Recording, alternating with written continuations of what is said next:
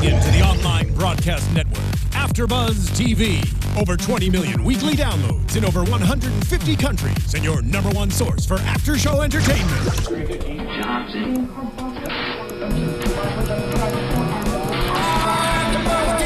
AFTERBUZZ TV, the destination for TV superfans, producing after-shows for over 300 of your favorite TV shows, interviewing celebrities and showrunners, and bringing you behind-the-scenes exclusives. All thanks to E! Entertainment's Maria Menounos, producer Kevin Undergaro, and internet leader Akamai. Now, let the buzz begin!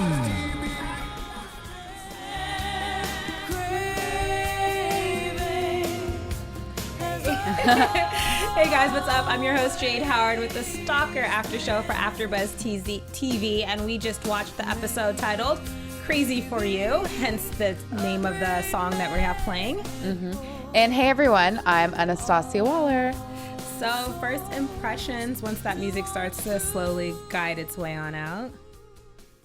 And back to first impressions. What was your first impression of the show? I thought it was a great episode. It was, now we can say it was less jumpy than the last few episodes we've seen. Yeah. Kind of reminded me more of a Law and Order type episode. I can see that. And I watch a lot of Law and Order. So, yeah. What else? I think still I was surprised at who the stalker was towards the end and kind of how that played out. I thought it was going... Obviously, like, I'm always jumping around every episode. I'm like, it's her, it's him, it's her. You like see the dog, it's the dog. Yeah, and then at the end, I was like, oh, they're planning it together. I was still trying to figure it out. And Kevin's like, nope. I know. Yeah, my first impression of the show was I thought it was a different vibe than last week's, especially like the other ones. I felt like it was more jumpy for me. I found myself wanting to put my notepad over my face and then realizing, oh, I don't need to. Like, right. This one, I'm safe with this episode. Right. Which is good because we don't have Cam and Teresa here. I know. So we don't have Cam to protect us. And we couldn't really scream in the room we were watching it in. No, we couldn't. Yeah, and I thought it was really good pacing, and I love the way they exposed, we'll get into later, Beth's storyline. At the end. Yeah, but just... the way it was done, it felt like it was cool because now you know what to look forward to in future episodes. Yes, this is definitely one of the best endings because normally it's just like, oh, okay, that was a great ending. They solved the crime and we get a little glimpse. But this time it was like a calmer episode, but the end we were hanging like, no, don't end. What? Yeah. So before we get to our predictions and to the storyline that we've been talking about, Dr. Lewis is a shrink and he's meeting with the patient who has anxiety, and you could tell he's pretty good with his job, and his patients obviously like him. That's the impression. And it was a nice office, and you know he's doing well for himself. Seemed very accomplished. Exactly. And he experiences once the patient leaves is the patient light kind of flicks on and off, and he keeps turning it off. Right, as if there's a patient waiting outside. Right. And then he goes to check the what was it? He checks around. Yeah, he goes to look around and he doesn't see anything. And then he goes back in the room, closes the door, and the patient waiting light comes on again. So then he's just kind of exploring the premises. By now, I think it got dark because when we looked at the patio, it was dark. Yeah, and the blinds were open. Yeah, and the blinds were open. It's dark outside. Why do you have the blinds open? Well, guys don't think like women do. Yeah, exactly. So. That's true. Yeah, so he goes back in the room and he has a little present on his chair. A blue box. Tiffany's. Yeah, it was Tiffany's blue. How could we not notice that? I know Tiffany blue when I see one. And so he opens the box and he's just shocked. Right. And it turns out that it's a pair of blue lace panties to match the color of the box and the love note. Right. So it leads them to the detectives and Janice is assigned this case. Right. And he ends up going to them. And so by that, my impression of that was, it was an affair gone wrong. He was having an affair with someone. His patient. Someone got pissed off and now is stalking him. Or he was trying to set something up. That's what I was thinking. Right. And so then it turns out that he thinks that it might be his client, Claudia, who's like a paranoid schizophrenic. She was a music student at USC. So they go to investigate at her house. It's her and Janice and Jake go. Right. To go check it, scope it out. Right. And Jack. Yes. What did I say? Jake. Jack, Jake, Thanksgiving. I'm just trying to get some turkey. No. I know. And so he looks at they go to her house. And it's weird. It's not very well kept. Well, first they see the video of her on the laptop where she's trying to write a song for Dr. Lewis. Adam is his first name. And that's the first time we get a glimpse of what her mental illness is, because she's talking to herself. So she's like a sweet girl in one scene, and then she turns around and she's arguing with herself. Right. Be quiet. Right. Let me. You're getting in the way. You're interfering. And then it's funny because in the beginning she's like, "Hey, I've got this song I want to play for you," and you're like, "Oh, she's cute. She has curly hair." And then she starts yelling off camera, and we never got to hear the song. Right. Absolutely. Just don't understand that. Like, we never got to hear the song. I know. Because she got angry with her roommates, I guess, because when they get to the house, they go, like, okay, we need to check her out. Right. Something's not right here. They find another way to get into the house. Right. What did they say it was? It wasn't probable cause. They said it was, they were concerned. Right. Yeah, a wellness check. Wellness check, yes. Yeah, so they go in the house. It's all dark inside. And they think that they see her, and then lo and behold, they come around, and it's a mannequin in the living room with a wig. But the mannequin looked like her. It did. That's what had me cracking up, thinking, wait, where did she find? I'll take that one, sir, because it looks just like me. I know. And then her house is in complete disarray. It looked like, what's that show? Hoarders. Yeah. She looked like she had a hoarder's house. It looked like an episode of, it was like a cross, what do you call it when it's like 2 episodes? Oh, crossover? Crossover with the reality show? Hoarders and Stalker. Right. And so they're checking around the house, and then you see more mannequins. All the dinner table. The thing that was so weird in this scene to me, or this whole storyline, is that she lived by herself. If someone has No, she did not live by herself. She had roommates. I'm sorry. Did you not see that food on that table? I know. But I'm like, where are her parents? How could this girl be living on her own? Yeah. How is she making rent? I know. Not that, we saw that house. I doubt rent is, I'm pretty sure it's fairly affordable. Wait, they don't know she's living there even. I know, right? They're like, wait, you're not going to school anymore? What are we sending you checks for? Because she was a USC student and she had to leave because she had bad grades. Right. She wasn't taking her meds, which is, which is normal, unfortunately. And they find her in a car. What's it called? They go into the garage, and she was trying to, she wasn't trying to, but it looked like a suicide attempt. They had the carbon, the carbon monoxide. Hey guys, will you help us and tell us what that means? We've never tried that. Yeah, not on my list of things to experience in life. Right. But it obviously looks like a suicide attempt, because we've seen that storyline before. Right. People get into the garage and close the garage door, turn the car on. And when they first opened the car, though, there was another mannequin in the seat. I was like, get out of here. Like, this mannequin is trying to commit suicide. I was like, so wait, is this a fake? I look like a setup. Yes. That's what it looked like. It looked like, to me at first, I thought it was a setup when I saw the first mannequin. And then when I saw the mannequins at the table. Like she was trying to set it up. Yeah. And then I see at the table, and then you see all these other mannequins and like brand new food, like freshly made sandwiches. Right. And then I can't explain that. And then you see the mannequin in the car, and then they're able to save her. She wakes up, and Janice realizes that she was set up. Right. Because the letter that Dr. Lewis received, she told her that it was a fake letter. And that scene was interesting because it's like, obviously you have this girl that has this mental illness. She was a paranoid schizophrenic that hallucinated. And even when Janice was questioning her, she still started going back and forth with herself, arguing with herself. So like, it's kind of hard to take someone seriously. Right. I feel like that's, having a conversation with themselves. Right. But I thought it was good that they gave her the benefit of the doubt and investigated it and didn't disregard her because of her mental illness. Exactly. And you could tell Janice had that inkling, right? That Janice was like, no, there's something more, especially when she saw the bruises. The bruises, on that's right. They saw the bruises, and they were able to prove that they were not self-inflicted, that she put up a fight. And so now that moves them on to now look for another suspect. Yeah. And I kind of wanted to hear the end of Claudia's story, though. I'm like, wait, are you guys going to investigate who attacked her? Oh, well, no, yeah, we find out. We do find out. Yeah. Moving on to now we're with Shelly. Yes. Is the next suspect. And the way they find Shelly is they go on another website, shrinkrink.net. I love these websites. I know. They're so hilarious. It makes the show so modern. Yeah, it does. And then they start reading Dr. Lewis's reviews just to see, well, maybe there's something wrong with him. Right. Has anyone else said anything bad about him? And they find Shelly Walker. It was Shellacked was actually her screen name. That was awesome. Yes. And they find out that Shelly Walker was an alcoholic. That's why she was seeing him.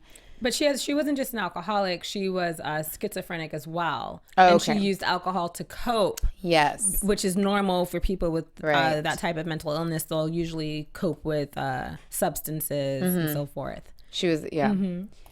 So they say, okay, let's look into this Shelly chick. And they pull up her record and you see like this mugshot picture and she's not looking too high. No.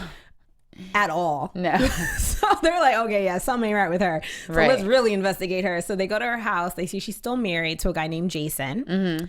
And they question Jason. right. And Jason seems like a nice stand-up gentleman. And he says that she had an alcohol problem and that she wanted him to, she didn't support, they both were, what was it? She was forcing him. She wanted him, he claimed that she wanted him to drink alcohol with her. Right. And he wanted to get better. He was a recovering alcoholic. Right. And he said that she never went to rehab, right? Right. He said he never went and that he didn't know where she was and that they're separated. Yeah, they broke up over a year ago. Right. This whole spill. He was very, I mean, you wouldn't think anything different. Right. It's very believable. And you're thinking like, oh, poor guy. I know. Like he left her. She was a raging alcoholic. Right. And she was like, no, if you don't, we have to get drunker or else we can't have a functioning marriage. Right, right. That's interesting. Yeah, he said that she had a drinking problem because she didn't want the marriage to fail, right? Right. So she's like, we have to drink. Yeah, or else this won't work out. Yeah. If anyone's trying that, let us know. Yeah, let us know if Does that work? works. I think wine might. Wine could keep it like. I could see wine working. Wine can do the trick. Yeah. Wine, but anything past that, like I know. heavy drinking of like wine, vodka, champagne, and If you have to whiskey. take shots to be Right. together. Yeah. Right when you wake up. Okay, don't tell me you love me until after these shots. I know. Not until I drunk you under the table. Yeah, I don't think that's good marriage therapy. No, I don't think so. That's not our advice on how to keep a happy marriage at all. Absolutely So, right. not. So they are investigating Shelly some more, and Dr. Lewis is in bed with his wife. They're chilling. She's reading a book. He's reading a book, and they're just having regular convos, and they hear a noise. Right. And so he says, okay, I'm going to go downstairs and check it out, call 911. And he goes down there and, he's hearing noises. He's got a gun. His wife is like, hey. Where did you get that? Memo. I know. Someone didn't get the memo. He pulled it out too easily, too. It's like, shouldn't that have been in a safe? It's like he went in the underwear drawer and pulled out the gun. But that led me to suspect that he was actually setting up his patients. That was my theory.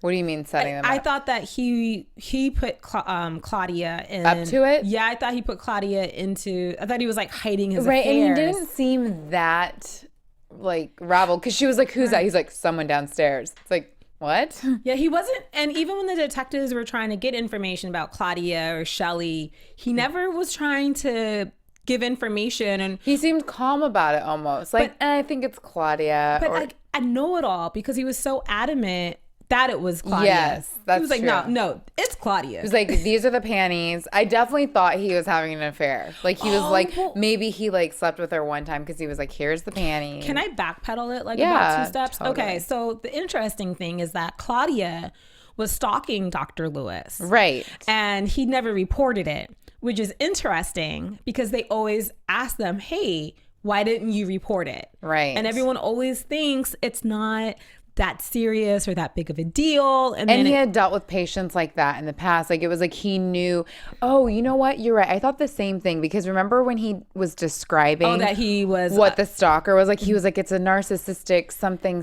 And I was like, it's you. I was like, someone looks like he's calling the kettle black over here. Yeah. And you're just, I totally thought it was, I really had him on my radar for possible suspect number one. Okay, so I backpedaled back to where we were at. Let's go. Diving back into the pool. Okay, so we have He's looking around the house. Right. He hears something downstairs. And I thought that's where we were maybe going to get a jumpy point. He pulls back the curtains. No one's there. As he's going back and he has the gun, he looks into the mirror and sees an object and shoots at it, which is like, wow, you should not have had a gun, because it turns out that that was his wife. But he shot the mirror. He shot the mirror. So okay. I think he just like got caught off guard, saw something, and shot the mirror. Yeah, he definitely doesn't need a gun, because if someone's behind me and I shoot the mirror in front of me, yes, I'm gonna safely assume that I did not kill or shoot the person that was behind me. And that's kind of why I was thinking it was him too. I'm like, maybe he wanted to like shoot his wife or something. Yes. He was having an affair. Right, exactly. That's honey, we are on the same page, because I thought that's like the direction that they were going in, but it wasn't. It's all this Snapped and revenge shows. Exactly. Watching. I know, too many. Oops. Yeah. I need to get on an after show for that. I know. Sign me up. No. Seriously. So the wife is obviously freaked out, because she's like, you could have shot me, blah, blah, blah. And they're already having marriage problems. Mm-hmm. That's the other thing. She's having trust issues because of Claudia. She's having trust issues. Right. Well, you can get into that really soon, because she's having these trust issues with him, thinking that he's up to no good. And it turns out that the detectives say, hey, you guys should get a hotel. Your house isn't really safe right now until we figure out. She's all about it. She's like, I'll go pack my stuff. She's like, I'll go pack her bag. A little too quick, if you ask me. She was a little too quick, too quickly for that idea. Yes. Hotel, change of scenery, sign me up. And so she's upstairs packing the bags. He's like, all right, cool. And then we go to her in the shower. Yes, but in between that, before we get to the shower scene. It's Ben and Jack go to Shelley's husband's house, right? Because they figure out that his story isn't lining up, right? So this is going on simultaneously, right? Right, it's simultaneously. Right. Yeah, it's like at the same time. So they go to Jason's house, and he's not there, and they could tell someone must have tipped him off. They're looking around his house. He obviously left in a rush. They know this. Wait, because they meet Shelley. Oh, they find Shelley. Shelley's living in a sober living facility. Yes. And they're like, hey, guess who we found? Shelley. And something obviously didn't add up with what Jason said. Right. Because Shelley looks like she's getting her life together. She's putting back the little pieces to her puzzle. Right. Of life. And she tells them, no, this is crazy. This is what Jason's the one who didn't want to be sober, and that he resented her for getting help. Right. And he was the one that wanted her to get turn drunk. Up. Yeah. He was like, you turn up or get out. Yes. And so she said that she had to leave him because she wanted to, continue living a sober lifestyle without judgment. Right. Yes. And can we also say from that mugshot that we saw of her, she did. She looked put together. Yeah, she got herself together. She pulled herself together. Like, oh, look at you, looking all beautiful. Check you out, Shelley. I know. And so then that's when they go to Jason's house. And they're like, oh, he left in a rush. He left his laptop. He left his camera. Right. He's idiot. Yeah. And then they go through his camera, and obviously he wasn't tipped off. He was just somewhere else. He didn't leave. Right, that's true. He wasn't trying to get away. Exactly. If he were, that'd have been the dumbest. I'm leaving my laptop and my camera. Yeah. So they think he tried to leave, but really he didn't. He wasn't tipped off. He was somewhere else. But they go through his camera and basically confirms that he is the stalker, because they see all these pictures of Dr. Lewis, and then they're going. It looks like they're about to stop, but they go one more, and they see the picture of the wife. So at first I was thinking, oh, and he's stalking the wife? Right. Same here. Yes. I'm thinking, oh, this is just getting strange. And what was also interesting was that they found all these bottles of alcohol. Yes. And Janice says, oh, he's a high functioning alcoholic. Right. I love how he had no other trash except the alcohol bottles. Right. Like, what did you have for breakfast? I know. Did you not scramble an egg or have some oatmeal? And there were multiple empty bottles. Yeah. Like, it looked like he left to go do a store run. Right. That's why he was gone, because he needed to replenish his supply. Yes. It's crazy.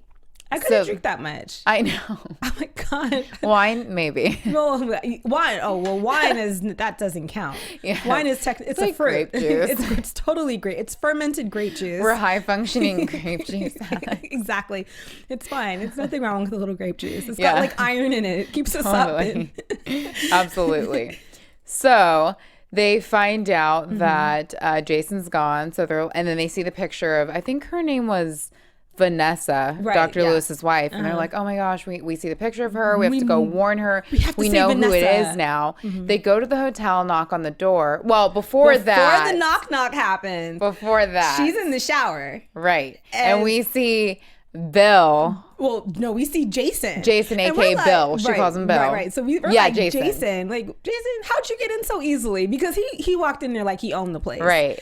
And so I'm like wondering, okay, that's bad writing. Like, how did he get into the hotel? Yes. Did we have to cut a scene because of time? All these things are racing through my mind until she's in the shower. She turns around. First, does she say Bill first? She says Bill first, but it throws us off. Yeah. Because we're thinking like, she didn't say Jason. She was like Bill. So we're like, Bill. Like, who is that? That looks like Jason to me. Right. And then we're thinking, oh my And I think this is Cameron's worst fear. We missed you, Cameron, by the way. But I think it's Cameron's worst fear where he's in the shower and something happens. I'm like, no. Right. And then she opens the thing and then we see Jason. We're like, oh my gosh, it's going down. And then he goes in for the kiss. Yes. And you're just like, jaws are dropped. Right. Like, so then now I'm thinking like, okay, they're in this together because their marriage is in a valley and they're having an affair to get back at. I'm still like on this kick that Dr. Lewis was having an affair. I'm like, you did Claudia one time, like something. He said he was flirting with her. Oh yeah, right. And then it turned into something more, right. So I'm still like on that they're trying to revenge him together. And then after that, we see Jack and Janice come to warn Vanessa, and she's in the door when she answers it like this, in a robe, wet hair. She took another shower. Wonder why she had to take another shower. Well, they walk in and they see glasses of champagne, and they see like the bed is disheveled, right, and Adam is not there. Dr. Lewis isn't there. But that was interesting to me because to me, if her and her husband were staying in the room, there's nothing suspicious about them just enjoying themselves, right? Like he could have left. He could have came for lunch, right? He could have gone out there to go check on room service. Like we don't know, but they did know that their marriage was in a valley, so maybe they were like, this is weird that they're having wine together. True.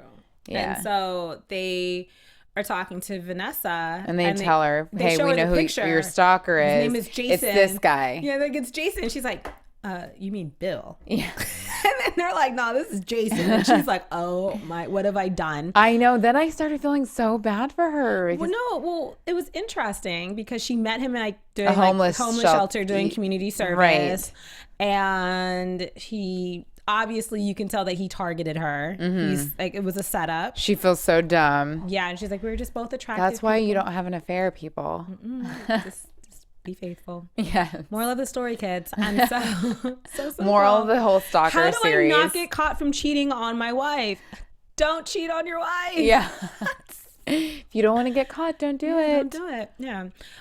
So she's freaking out now because she realizes how much she's really messed up because it's like her husband's patient's ex-husband. And yeah, she realizes she's in the middle of a revenge plot. Yeah, she's in like a love revenge triangle square. Oh my gosh, how would you feel if you're like, oh my gosh? Because she said she never cheated on Adam, but this was the first guy that pursued her, that really paid her any attention. So you're flattered thinking, wow, I'm married. It's this younger guy. He's pursuing me. Then you find out that he's really just seeking revenge on your husband. And I think she wanted to subconsciously justify it because she thought her husband had the affair with his patient. So when she's realizing, I think kind of maybe my husband didn't have this affair, I'm a crappy person. I know. Sounds messy. Yeah, super messy, which is interesting because your husband's a shrink. Right. And y'all having problems? Like, I know. Talk to him. I know. Well, she did try to talk to him. She tried to crack a joke with him in the bed, and he just cut her off. Yeah. So you're supposed to listen to your wife before anyone else, before the rest of your patients. Maybe it's like one of those things like taking your work home with you. Yeah, that's true. He's probably like, I don't want to hear anybody else talk to me about their problems. I'm here. I'm having my own problems. I'm trying to read a book right now. Leave me alone. Let me be. Right. So it's interesting because now we cut to this also was very interesting because they tell her, hey, he had access to everything. He had access to your keys, to getting into your house. He knew all of so it's like very violating. And right. So now they say, oh well, we need to get to Dr. Lewis's house his office because he's not safe. Right. So then it cuts to him and Jason. Mm-hmm. He's got, this is funny. It's not, it's funny because it's not real, but he's like tied up with his tie. He's tied up with a tie. Like, you can get out of that. Jason was like, hey, give me your tie. And you're like... Like, you didn't bring anything with you? You didn't bring any tape? Yeah, you didn't come Jason did not come very prepared. He just brought a gun. He was like, hey, I got this. He probably told him, tie yourself up. Take that tie off and tie yourself up. And so then he's got him and then he makes him take these pills, 5 sleeping pills, and I thought it was vodka. It might have been water. It was water. Oh, okay. I thouing he was trying to get back at him. Trying to have a party. You made my wife sober. Like, hey, I can't kill you if you don't drink with me first. Boom, ching. Right. So he Jade won. Camera's not here, but you still get a point. Yes. Take that, Cam. That's what you get when you don't show up to when you're not here, when you're with your family instead of us. All he cares about is his family. All you want to do is spend time with your family on Thanksgiving. No. Yeah. It's fine.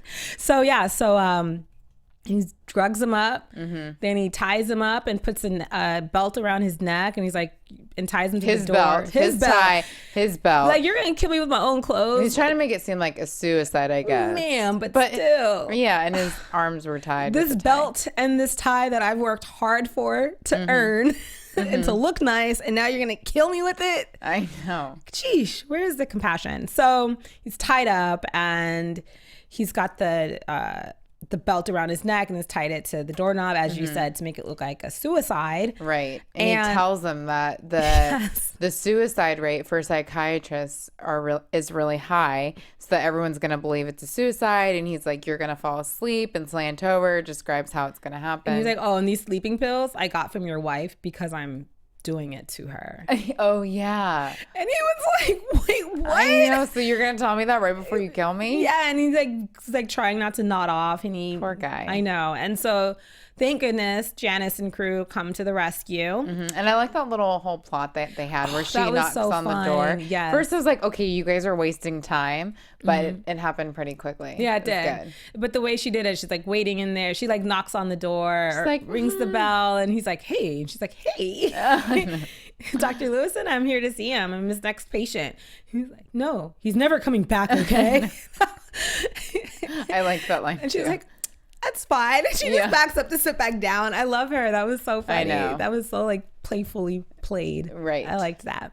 So they get the bad guy, and Dr. Lewis is not dead. Right. They're able to save him. They saved 2 fake suicides this episode. Yeah, they did. They did, indeed. And then, obviously then the wife comes and she's like, I'm so sorry. So hopefully they fix that. I hope they did. Yeah. Hopefully this made their marriage stronger. Yeah. Revealing an affair and, hey, sorry I got us stalked. Oh, yeah. And you almost killed. But hey, we're cool now, right? It's all good. They're on their way up to a peak. We can feel it. Get to that peak. Get to that peak. To the Lewis family, we wish you nothing but the best. Yes. No. So let's go to this one storyline that we can't get enough of. Okay. It's Beth and Perry. Yes. And how... So in the beginning of the episode, I think it was like the second scene, we see Beth talking to Lisa again, her friend, and telling Lisa basically about the bear that she found in the last episode. So now she's had a greeting card. Someone found the same exact bear. And then you can tell that she's getting really suspicious with Lisa because she said, hey, where do you have my information for my house? Right. And Lisa goes, oh, it's on my phone, but it's password protected. And she goes, well, who else knows? You know, how's your relationship with Brody? Does Brody know, has he seen your phone? And Lisa's very confident. No. Right. And she's suspects him.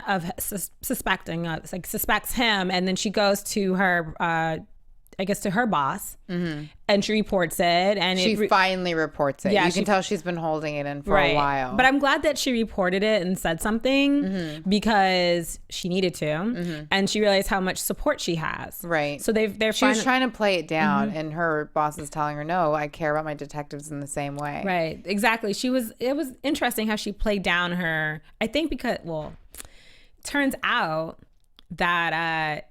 Brody, she realizes that this Brody guy that Lisa's been talking up a storm about is Perry. Yes. That was one of the best endings that we've had. Yeah, and the way she's like walks past the store and sees them and she looks like, oh. The one thing about Stalker that's really funny is that there are a lot of scenes where they're walking past and see someone. LA is so big. Yeah. It's like we don't really walk around in LA. That's why there's so much traffic. Everyone's so, I mean, she should have driven this and be like, oh, but she should have Ubered by. Right. I have a lot of friends in the city. I never randomly run into this. There's so many people here. Right. But like Perry happens to be standing outside seeing her. She walks by and sees her friend. It's the Stalker kick it spot. Yes. But it was so interesting though because they live in Silver Lake. It's like a small a little small community inside of Los Angeles. So it was crazy because she realizes she unearths the truth without actually trying to unearth it, and she's going about it the legal way by doing the prints and stuff. And then you see her cut to her facial reaction was like, wait, what? Okay. Yes. And so I don't know, that's going to really put a damper on her and Lisa's friendship. Yes. And then so after she sees Perry and Lisa together, Brody, she walks and I mean, she must know have known where Perry lived. No. Before she left the office that night and Jack had that heart to heart with her about, that was so cute. Yeah, it was cute. Like that heart to heart, like, hey, you can come and talk to me. We are the world. She agrees. We are the future. We're friends. Right. And she's like, yeah. And so you finally are seeing their relationship finally evolve, like baby steps, but at least there's some type of steps. And so then, but before that, she's going in a file cabinet and she pulls out a file. I think she knew had an idea that it was Perry. Or maybe suspected it. Maybe it could be him. Right. And so she pulled his file. So that's how she had his address. Right. Okay. So that's why when you see, it was almost like she was already going to check out Perry. And I love how she just picks the lock so easily. Yeah, it was super smooth. Bloop, bloop. Yeah. Where was she when I had to climb through my kitchen window to get back in my house? My neighbor had to boost me in. I was like, hey, can you help me take this screen off? I was trying to break back into my house. Should have called Beth. I know. Where was Beth when Beth got real? Yes. Because Beth wasn't really present in this episode. No, she wasn't. She took a back seat, but she was going through some things, so Mama needed a break. Yes, but we see that she's about to get about to go down. Airtime, yes. Because she gets into Perry's place, and it's not even a place. It's like Perry's shrine / lair for dedication to Beth. Yes. So then now it's like Beth gets creeped out. Right. Because she sees all these pictures. She turns on the flashlight on her phone. And she like goes over the wall and sees all of the comics. But then she's like, wait, this is crazy. I know I'm not seeing this. So she turns the light on. Yeah, like, hold up. Oh, I really am seeing this. Oh, this isn't cool. Yes. And so I think that's great because we're really able to now see the storyline evolve. I thought the episode was going to be with Perry. It was going to be all about Perry. Yeah, we all predicted that last week. And so it was interesting that it was just a little bit, but it's such a good storyline that maybe it's something that Perry's not going anywhere, apparently. Right. I hope you and Teresa are happy. I know you guys are. Like, yes. Wait, after I saw the comic scene, I was a little creeped out again. I was like, wait. Is your Perry meter going down a little bit? Sorry, Teresa. Uh-oh, Teresa, you might be on your own when you come back. I know. Cam will rejoice. Yes. It's going to be like, yes. So, so you're really getting ready to see it really explode into something else. And the department is obviously now going to get involved. Beth is I just know it. I can't wait. Yes. Which leads me to, for our next episodes, or this one that you're watching, if you're watching on YouTube or listening to it on iTunes, you can always find us at youtube.com/AfterBuzzTV or iTunes.com/AfterBuzzTV. Look for our show. If you're on iTunes, give us 5 stars. We love it when you do that. It makes us happy. And comment, and do the same thing for YouTube. Subscribe so you can always get a notification when we have another recap episode. We love the comments that you write, commenting and responding to you guys. It's a fun time. Yes. And now predictions. Oh my gosh. Woo. Oh, do the dance. AfterBuzz TV. A lot of space to do a lot of dance. I know. So let me go ahead and start. I predict that Beth isn't going to tell Lisa about Perry right away. I think the fact that she didn't react and run in there dramatically, that she's like, okay, trying to think one step ahead. And I think she's going to play Perry. I think she's going to try. Really I don't know. episode. I don't think she's going to report it to her boss. I think she's like, okay, this is what's going down. She saw the comic. She sees the end scene where she's getting choked. They focus on that. So I think she's going to plot because if she just tells on Perry, then there are probably a lot of ways that he could deny. Right, yeah. She has to admit that she went into his house and saw all this stuff, or his lair, his shrine. So I feel like I don't even think she's going to tell Lisa. She's probably going to change all of her stuff, Lisa, so how's things going with Perry, not tell. And that kind of sucks because that's her best friend.